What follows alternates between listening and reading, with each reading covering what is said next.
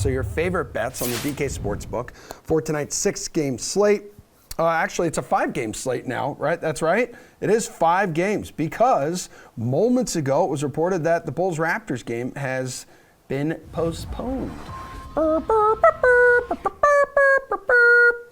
Anywho, with that said, which favorite are you expecting to cover tonight, Maddie? So this is a slate where I actually like more favorites than underdogs. That's kind of rare for me. I tend to think underdogs are the way to find some value, but I think there are some really shorthanded teams. And then specifically, there's a team that usually is really good that is missing, I think it's 2 best players. So so the Cavaliers are missing Jared Allen and Evan Mobley. And we've actually seen the total for this Cavs-Celtics game jump from 211.5 to 216.5. But the spread hasn't budged much. And I think the Celtics have lost some games recently. The Cavs have been on this winning streak, but I'm pretty sure this is the first time this year they've played without both of their big men. And I think their defense kind of just falls apart here without those guys. So I think the total going up has made a lot of sense, but the spread should be going with it. I think the Celtics deserve to be 8 or 9 point favorites. I know I always pick the Celtics. It has had mixed results, but -6 or so, like I think this line should be higher. Interesting, Matt. Total increases right around the time they signed Joe Johnson to a 10-day contract. Friar, which favorite do you expect to cover tonight? Emerson, you took my point. I was going to talk all about Joe Johnson. I had all these stats and everything. I was going to go on this long soliloquy and everything. I'm really disappointed. But yes, okay. I am going to take the Celtics. I was looking at I would have normally taken the Cavs in this situation because they are a cover machine. As much as the Celtics are at least over 500 against the spread this season, 15, 14, and then 2 pushes. But when you look at the Cavs, Matt was talking about it. Evan Mobley, no Jared Allen. Both of them are out. When they saw each other last time this season, the Cavs and the Celtics, Jared Allen was out that game, and Evan Mobley may as well have been out of that game. He went like 0 of 11 from the floor, and the Celtics won that game by 6 points. The spread right now, 5.5. And when you look at Cleveland too, they are 10-2 against the spread as road dogs this season. Of course, normally I would trust them in this situation, but at some point you would expect some semblance of regression. This is a prime spot for it, and the Celtics are 9-6 against the spread after a loss, which is a situation they find themselves in tonight. Matt, I know you mentioned that you like more favorites on tonight's slate than underdogs, but is there an underdog you can see covering? Yeah, there is one single underdog that I'm especially excited about, and that's the Sacramento Kings at home against Los Angeles Clippers. So the low-key injury for the Clippers is that Isaiah Hartenstein, I think it's an ankle injury, is out of the lineup. And normally you would think, like, this is a guy who doesn't really matter. He's their backup center. He plays 20 minutes a game. But I think he's the most important defensive player on the team. And with him out, they have to give minutes now to Serge Ibaka, who is a much worse defender. So that makes a little bit of a difference. And then I think we should get Richaun Holmes back, which is really the key to this game. Sacramento has had major problems with interior defense. Tristan Thompson is playing center, but they don't really have a backup center. They function much better when you put Thompson on the bench. You have Holmes starting. So this is a little bit dependent on Holmes being back. We don't know that for sure yet. He's been dealing with, I think it's an eye injury, but if Holmes is back there, the Kings at +5.5, +6, whatever that number ends up being, I think that's a really good spot. Which dog you feeling tonight, Friar? So I like the Magic tonight, but I want to talk a little bit more about the Rockets versus Bucks game instead. There's been a little movement on that. It was at 10.5 when I saw it earlier in the day. It's at 10 now. So make sure you try and get that while it's as high as possible.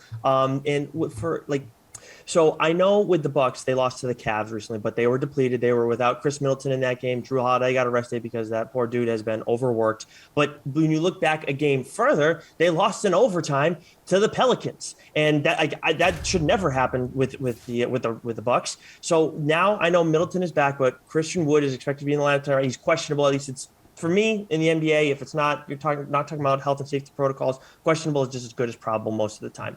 And then the last time these two teams saw each other, the Rockets only lost by 9 points, which would cover. And then in that game, Giannis was playing. So a pretty advantageous situation for the Rockets to at least cover. I'm expecting them to pull off an upset. And the Bucks are 4-8 against the spread as home favorites this season.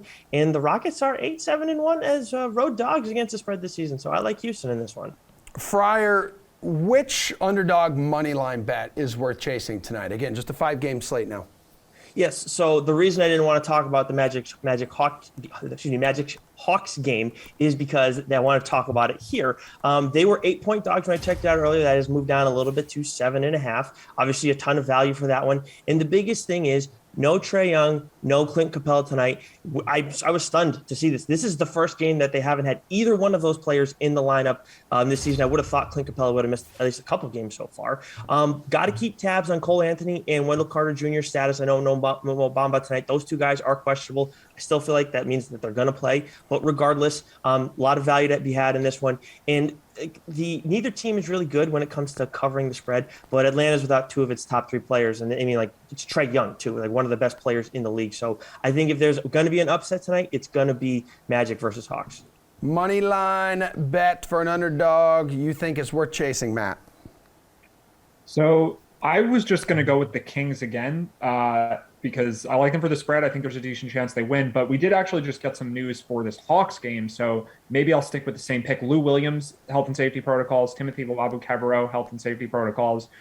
So if we get Cole Anthony and Wendell Carter Jr. back, then I'm totally on board with where Nick is looking with the Magic to win as underdogs. And then maybe the Rockets if Chris Middleton doesn't play. A lot of what I'm saying here is just contingent on updates, right? Like there's just so much that can happen. So I like the Magic if they get their guys in. I like the Rockets if Middleton doesn't play. I like the Kings just in general. So maybe I'll just stick with the Kings again because that's the one clear spot I think where we have an undervalued underdog. Friar, which game total makes the most sense to bet? Yeah, and as we're all waiting on this stuff, make sure you guys get the DK Live app if you haven't already, and follow DK Live on Twitter if you aren't already doing that, because that's where you're going to get all the updates very timely. So Nuggets, Thunder, the total on that one, I like the over. It's at 214, and there has not been any movement on that as every other thing seems to be moving as we're talking right now. The over has hit 17 times in Denver's 29 games this season. The over hasn't hit much for the Thunder. Obviously, we've seen some pretty brutal games out of them offensively. 11 out of 29 games hitting the over. But the over has hit more often when OKC is on the road than at home. At home than on the road. And then Denver has hit the over 11 of 16 times in road games this season. So I think that pace up for the Thunder tonight and go with the Nuggets and them hitting the over. Matty, which total do you like? So I'm going right back to this Hawks Magic game. This is really where I wanted to talk about this, and it's the under, especially if Cole Anthony doesn't play. So he's really the only playmaking guard that Orlando has right now with all the various guys that are out for health and safety protocols. And then taking Lou Williams out is actually a really big deal. So ordinarily, the most important player on the Hawks for totals is Trae Young, where he just speeds up the game so much. He plays no defense. He plays incredibly good offense. So we already have a very low total for this game at 212 because he's not there. Normally it would probably be in the 220s. Lou Williams is kind of like a mini Trae Young in that sense, where he's a decent offensive player, not really great, but he's fine, and a very bad defender who does play kind of fast. And now you may have a situation where Kevin Huerter's playing point guard, so bigger lineups. And then on the Orlando side, if you don't have Cole Anthony, you could have Gary Harris playing point guard with bigger lineups there too. Maybe it's Tim Frazier, who is not going to push the ball up and down the court the way that Cole Anthony does. So I think totals at around 211 or 212 right now. It probably falls to 210 regardless. You take Anthony out, I think we could see this all the way down to like 207, maybe even a little bit lower. So that becomes my favorite total bet for the day, especially if Cole Anthony's not there tonight. Last one here, dudes. We're going to stick on the DK Sportsbook, but just big picture. What is your favorite bet there tonight in the NBA, Matt? So I want to mention this future bet before we get to the new year and all of the value is gone. But I've been harping on Lakers missing the playoffs for basically the entire season.